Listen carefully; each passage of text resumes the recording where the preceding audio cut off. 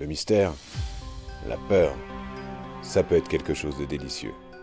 Et dans le domaine, je suis plutôt du genre fin gourmet. Alors si tu me le permets, laisse-moi te raconter quelque chose que t'es pas prêt d'oublier.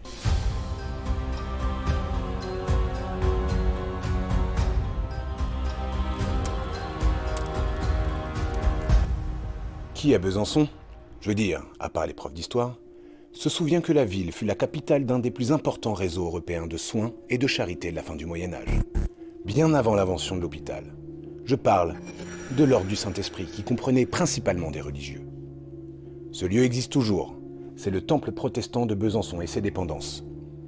Mais si cet épisode est largement oublié, quelqu'un, ou peut-être quelque chose, a tenu à le rappeler voici quelques années. L'histoire est récente, on est dans les années 90, les anciens bâtiments sont devenus des appartes. Un couple et ses deux garçons y emménagent. Un soir, l'aîné s'apprête à rejoindre son petit frère dans la chambre qu'ils partagent au bout d'un long couloir. C'est l'hiver, l'heure est avancée, mais soudain, près d'une porte, une lueur l'interpelle. Plus curieux qu'inquiet, il s'approche et découvre, sidéré, flottant à mi-hauteur, la silhouette parfaitement nette d'une dame d'un certain âge, voilée à la manière d'une religieuse. Peu à peu, l'apparition se dissout dans l'obscurité.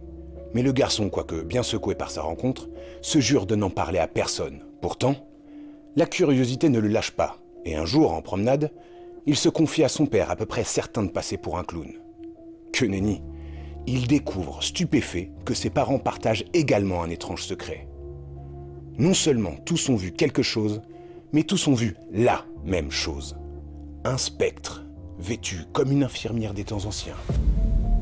À l'évidence, cette apparition aura raconté quelque chose du passé de ce qui fut un lieu de souffrance, mais aussi de salut. On dit que des prières ont fini par apaiser la peine. Je vais pas te donner l'adresse de l'appartement, car il se pourrait qu'un jour ce soit toi qui y séjourne sans le savoir. Et qui sait, avec un peu de chance, ou pas, tu pourras même l'apercevoir. Alors, tu y crois cette histoire ? En tout cas, tu ne pourras plus dire qu'on ne te l'a jamais racontée.